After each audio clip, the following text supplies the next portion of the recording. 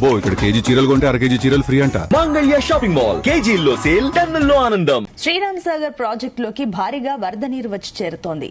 85,266 క్యూసెక్ల inflow నమోదైంది. మహారాష్ట్రలోని గైక్వాడ్, విష్ణుపురి, బాలేగా, బాబ్లీ ప్రాజెక్టుల నుంచి భారీగా వరద నీరు వస్తుండటంతో ప్రాజెక్టు నీటి మట్టం 29 టీఎంసీలకు చేరుకుంది. జూలై 29న ప్రాజెక్టులో 16 టీఎంసీల నీటి నిల్వ ఉండగా 3 రోజుల్లో 29 టీఎంసీలకు చేరింది. మరో 2 రోజుల్లో 42 టీఎంసీలకు చేరుతుందని ఇంజనీర్లు అంచనా వేస్తున్నారు.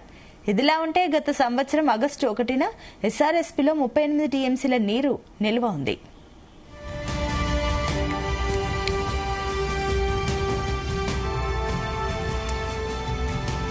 వార్ధా, ప్రాణహిత నదుల్లో వరద ఉధృతి పెరగడంతో తెలంగాణ, మహారాష్ట్ర మధ్య రాకపోకలు నిలిచిపోయాయి.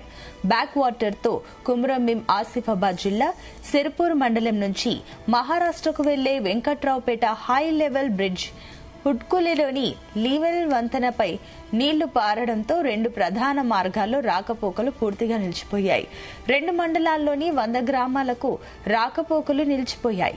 అధికారులు వంతెనల వద్ద బారికేడ్లను ఏర్పాటు చేసి వాహనాల రాకపోకలను నిలిపివేశారు. ఇక కౌటాల మండలం తుమ్మిడిహెడ్డి వద్ద ప్రాణహిత నది ఉగ్రరూపం దాల్చింది. ప్రాణహిత, వార్ధా నదుల బ్యాక్ వాటర్ ప్రభావంతో సిర్పూర్, కౌటాల, చింతల మానేపల్లి, బెజ్జూరు, దాహేగం, పెంచికల్పేట్ మండలాల్లో వేలాది ఎకరాల్లో పంట పొలాలు నీట మునిగాయి.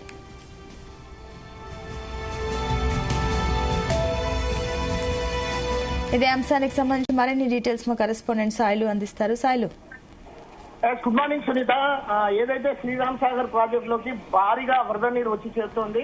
ప్రధానంగా మనం చూసుకుంటే ఇప్పటి వరకు దాదాపు 85,266 క్యూసెక్కుల ఇన్ఫ్లో అనేది ఇప్పటి వరకు మనకు నమోదైనట్లుగా మనకు ఏదైతే ఇరిగేషన్ శాఖ అధికారుల నుంచి మనకు సమాచారం అందుతుంది. అయితే ప్రధానంగా ఇది ఏదైతే మహారాష్ట్రలోని ఈ గైక్వాడ్, అదేవిధంగా విష్ణుపురి, తర్వాత బాలేగాం, అదేవిధంగా బాబ్లీ ప్రాజెక్టుల నుంచి పెద్ద ఎత్తున వరద నీరు వచ్చేసరికి ఒక్కసారి శ్రీరామ్ సాగర్ ప్రాజెక్ట్ కు జలకళ సంతరించుకుందని చెప్పవచ్చు. అయితే మనం చూస్తున్నాం ఏదైతే పైన కురిసిన వర్షాలకు, అదేవిధంగా ఇక్కడ ఏదైతే నిర్మల్ ప్రాంతంలో గానీ, తర్వాత నిజామాబాద్ జిల్లా ప్రాంతంలో గానీ, ఇక్కడ చుట్టుపక్కల ఏదైతే ఎల్లంపల్లి ఏరియా, ఇదంతా మనం ఈ ప్రాజెక్టులు ఏదైతే ఇటు శ్రీరామ్ సాగర్ ప్రాజెక్టు గానీ, గడ్డెన్న ప్రాజెక్టు గానీ, అదేవిధంగా మనకు ఎల్లంపల్లి రిజర్వాయర్, ఇవన్నీ వరద నీటితోటి ఒక్కసారిగా జలకళను సంతరించుకుందని మనము చెప్పవచ్చు. అయితే ప్రధానంగా ఈ మహారాష్ట్ర ప్రాంతంలో ఎగువ భాగాన కురుస్తున్న వర్షాలకు మనకు ఈ వరద నీరు వచ్చి చేరుతోంది సునీత. అయితే ఇప్పుడు దీనికి సంబంధించి ఇంకా లోతట్టు ప్రాంత ప్రజలకు సంబంధించి ఏమైనా అలర్ట్లు జారీ చేస్తారా? ఏదైతే మనకు దాదాపు ఇప్పటి వరకు నీటి మట్టము, మనము ప్రాజెక్టు నీటి మట్టము దాదాపు 29 టీఎంసీల నీరు మనకి ఇప్పటి వరకు చేరుకుందని చెప్పిండ్రు. అదేవిధంగా మనం ఏదైతే జూలై 29 ప్రాజెక్టులో అసలు 16 టీఎంసీల నీటి నిల్వ ఉండే, ఈ 3 రోజులలో 29 టీఎంసీలకు చేరింది. అయితే మరో 2 రోజులు దానికి ఇంకా 42 టీఎంసీలకు, దీని కెపాసిటీ యాక్చువల్ గా 82 టీఎంసీల కెపాసిటీ.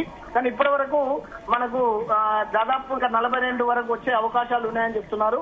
అయితే ఏదైతే వార్ధా, ప్రాణహిత వరదల్లో కూడా వరద ఉధృతి అనేది పెరగడంతో తెలంగాణ, మహారాష్ట్ర మధ్య రాకపోకలు పూర్తిగా నిలిచిపోయినాయి. అదేవిధంగా బ్యాక్ వాటర్ తోటి ఈ కుమ్రంభీం, ఆసిఫాబాద్ జిల్లా సిర్పూర్ మండలం నుంచి మహారాష్ట్రకు వెళ్లే ఏదైతే వెంకట్రావుపేట గానీ, ఆ తర్వాత అక్కడ ఉన్న హై లెవెల్ బ్రిడ్జి, తర్వాత ఉడికిలిలో లీవెన్ వంతెన మీద గానీ నీళ్లు వారడంతో ఒక్కసారిగా 2 ప్రధాన మార్గాల్లో రాకపోకలు పూర్తిగా మనకు నిలిచిపోయినట్లుగా సమాచారం అందుతుంది. అయితే ఈ 2 మండలాల్లోని 100 గ్రామాలకు పూర్తిగా రాకపోకలు నిలిచిపోయినట్లుగా ఇప్పుడిప్పుడే మనకు సమాచారం అందుతుంది. అయితే అటు అధికారులు వంతెనల వద్ద బారికేడ్లు ఏర్పాటు చేసి ఏదైతే ఈ వాహనాల రాకపోకలను ఎక్కడికక్కడ నిలిపేశారు.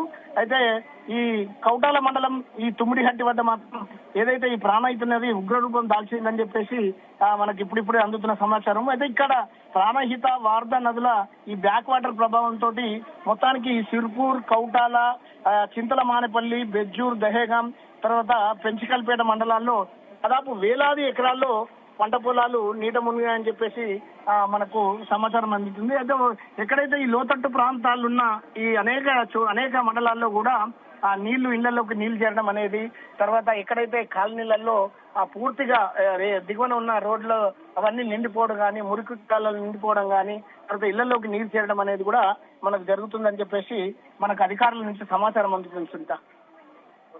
మునిగిన పంట పొలాలకు సంబంధించిన డీటెయిల్స్ ఏంటి?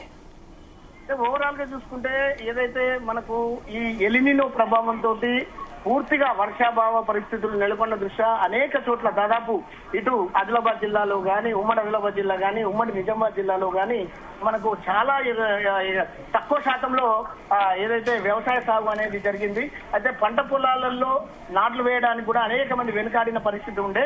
కానీ మొన్న గత 3 రోజులుగా ఇప్పటి వరకు కురుస్తున్న ఈ వర్షాలకు ఒక్కసారిగా కుంటలు, చెరువులు, తర్వాత అనేక ఏదైతే ప్రాజెక్టులు నిండుకుండలాగా మారడంతో రైతుల్లో ఒక ఆనందోత్సవాలు వెల్లివిరిసినాయని చెప్పవచ్చు. అయితే రైతులు ఇప్పుడిప్పుడే దుక్కి దున్నడం కానీ, వరి నాట్లు వేయడం కానీ, తర్వాత రకరకాల పంట పొలాల్లో నిమగ్నం అయ్యారు. అయితే ఇప్పటి వరకు బోరుబావుల కింద ఏదైతే బోరుబావుల దగ్గర ఉన్న వాటికే పొలాలు వేసినాయి, ఆ నాట్లు జరిగిపోయి ఇప్పటికీ ఆ పంట పొలాలు కొనసాగుతున్నాయి, సాగులో ఉన్నాయి. కానీ ఇప్పుడు వరి నారు పోసుకొని తర్వాత పంట పొలాలకు వేసుకునేందుకు రైతులంతా సన్నద్ధమై ఆ పనుల్లో నిమగ్నమైనట్లుగా మనకు అనేక ప్రాంతాల నుంచి వస్తున్న సమాచారం Sunitha. Right, thank you Sailu. ఇదే అంశానికి సంబంధించి మరిన్ని డీటెయిల్స్ మా కరెస్పాండెంట్ రాజు పటేల్ అందిస్తారు. రాజు పటేల్.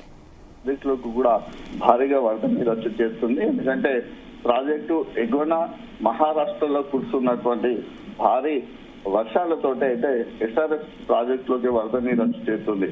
వాస్తవానికి ఎస్ఆర్ఎస్పి ప్రాజెక్టు గత సంవత్సరం ఇదే సమయానికి 38 టీఎంసీల నీటితోటి నిల్వ ఉండగా ప్రస్తుతానికి 29 టీఎంసీల నీరు నిల్వ ఉంది. ఎందుకంటే గత 5-6 రోజుల క్రితం వరకు కూడా సాధారణ స్థాయిలో ఉన్నటువంటి ఎస్ఆర్ఎస్పి ప్రాజెక్టులోకి కూడా భారీగా వరద నీరు వచ్చి చేస్తుంది. సో నిన్న ఇరిగేషన్ శాఖ మినిస్టర్ ఉత్తమ్ కుమార్ రెడ్డి, శ్రీధర్ బాబు, వివేక్ వెంకటస్వాములు కూడా నిన్న ఎస్ఆర్ఎస్పి ప్రాజెక్ట్ ను సందర్శించారు. రాష్ట్ర ఉన్నత స్థాయి అధికారులతో పాటు ఎస్ఆర్ఎస్ సంబంధించినటువంటి ఇరిగేషన్ శాఖ అధికారులతో కూడా అక్కడ సమీక్ష సమావేశం ఏర్పాటు చేయడం జరిగింది. ఎందుకంటే ఎస్ఆర్ఎస్పి ప్రాజెక్టు ఉత్తర తెలంగాణకు వరప్రదాయిని.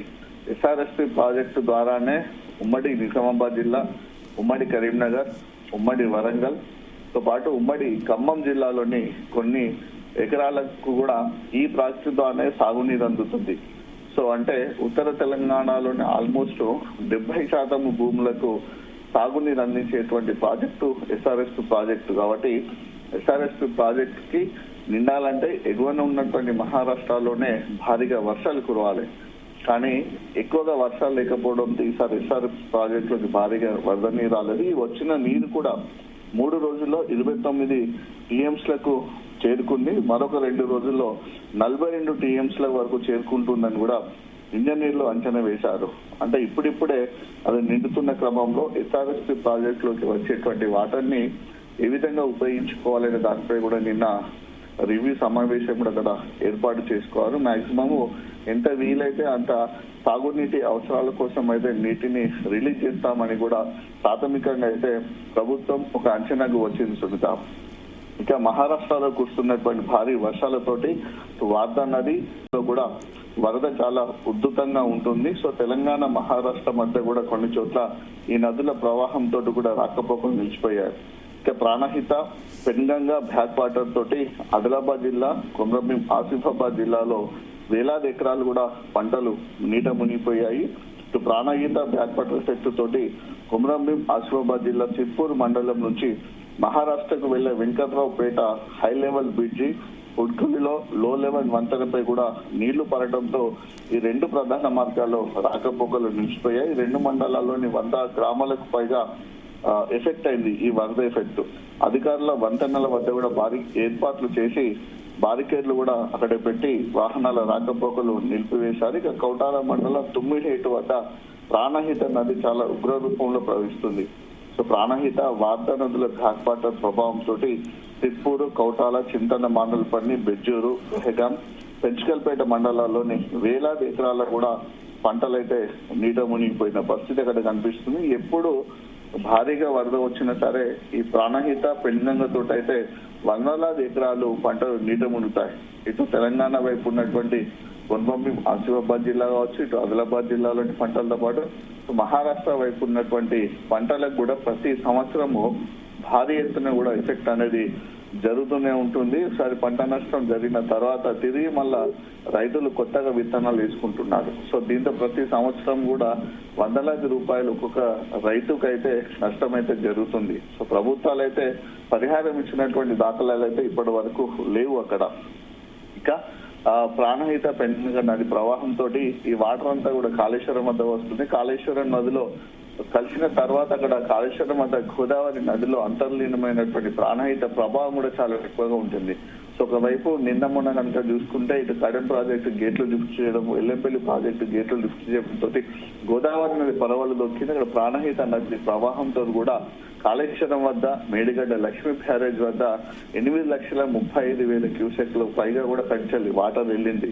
సో అటు మరోవైపు అటు ఛత్తీస్గఢ్ మరాఠ్వాడలో కురుస్తున్నటువంటి భారీ వర్షాలతోటి అటు ఇంద్రావతి నది కూడా చాలా ప్రవహిస్తూ రావడం వల్ల భద్రాచలం వద్ద కూడా గోదావరి నది ఉప్పొంగి 3వ ప్రమాద హెచ్చరిక వరకు కూడా జారీ చేయడం జరిగింది. అక్కడ కూడా చాలా గ్రామాల్లోకి కూడా నీళ్లు వచ్చినటువంటి పరిస్థితి. కానీ నిన్నటి నుంచి ఎక్కువగా వర్షం లేకపోవడము, సో వరద ప్రభావం క్రమక్రమంగా తగ్గుతుంది. సో దాంతో కాస్త గోదావరి నది ప్రవాహం అయితే ప్రస్తుతానికి తగ్గింది. సునీత, ఎక్కడ చూసినా సరే ఇప్పుడు ప్రాజెక్టు గేట్లను కూడా కంప్లీట్ గా క్లోజ్ చేసి ఉంటారు. కడెం ప్రాజెక్టు గేట్లు కూడా క్లోజ్ అయ్యాయి. కేవలం ఎల్లంపల్లి ప్రాజెక్టు గేట్లను అట్లా 5 గేట్లను క్లోజ్ చేసి కేవలం 20,000 క్యూసెక్ల వాటర్ను రిలీజ్ చేస్తున్నారు. సో ఇక్కడ ప్రధానంగా గమనించాల్సిన విషయం ఏంటంటే సునీత, ఎల్లంపల్లి ప్రాజెక్టు పూర్తి స్థాయి నీటి నిల్వ 20.175 టీఎంసీల గాను ఆల్మోస్ట్ 20 టీఎంసీల వాటర్ ని రిలీజ్ చేశారు. ఆ వాటర్ ని స్టోరేజ్ చేశారు. అంటే ఇంత పెద్ద మొత్తంలో వాటర్ స్టోరేజ్ చేయడం అయితే ఇదే ఫస్ట్ టైం చెప్పవచ్చు. ఎందుకంటే మినిమం 1/2 టీఎంసీ 1 టీఎంసీ అన్న కూడా ఖాళీగా ఉంచే పరిస్థితి ఉండేది. కానీ ఇప్పుడు అలా లేకుండా కంప్లీట్ గా కూడా స్టోరేజ్ చేసి పెట్టారు వాటర్ ని. అటు బిడ్ మైనర్ కూడా తరలిస్తున్నారు. ఎల్లంపల్లిలో ఉన్నటువంటి గోదావరి జనాలను కాళేశ్వరం ప్రాజెక్ట్ లో భాగంగా నిర్మించినటువంటి నందిమేడారం పంప్ హౌస్ ని, నందిమేడారం నుంచి గాయత్రి పంప్ హౌస్ కి, గాయత్రి పంప్ హౌస్ నుంచి లిఫ్ట్ చేసి బిడ్ మైనర్ కు తరలిస్తున్నారు. ప్రతిరోజు 15,500 క్యూసెక్ల వాటర్ అక్కడికి వెళ్తుంది. సో దీంతో గత 5 రోజుల నుంచి లిఫ్ట్ చేయడం వల్ల మిడ్ మైనర్ కి 4 టీఎంసీల వాటర్ కూడా జలకళను సంతరించుకుంది. సో కంప్లీట్ గా కూడా మిడ్ మ్యాన్ కంప్లీట్ గా కూడా నింపేంత వరకు కూడా ఎల్లంపల్లి నుంచి గోదావరి జలాలను తరలించాలని కూడా ప్రభుత్వం నిశ్చయించుకుంది. అధికారులు కూడా అందుకోసం కూడా మోటార్లను కూడా షిఫ్ట్ వైజ్ నడుపుతున్నారు. అంటే ఒకే మోటార్ ను ఎప్పటికీ నడపకుండా షిఫ్ట్ వైజ్ మోటార్లను నడుపుతూ కూడా ఎప్పటికప్పుడు కూడా గోదావరి జలాలను అయితే అటు మిడ్ మ్యానర్ కు తరలిస్తున్నారు అధికారులు. ఇక వాతావరణ శాఖ చెప్పిన అంచనా ప్రకారం అయితే కాస్త నిన్న ఈ రోజు అయితే వరుణుడు కొంచెం రెస్ట్ తీసుకున్నాడు. తర్వాత కూడా మరొక 2-3 రోజుల పాటు కూడా భారీగా వర్షాలు ఉండే అవకాశం ఉందని కూడా మనకు భారత వాతావరణ శాఖ చెప్పినటువంటి పరిస్థితులలో అధికార యంత్రాంగం కూడా జిల్లాలో అలర్ట్ గానే ఉంది Sunitha. Right, thank you Raju Patel.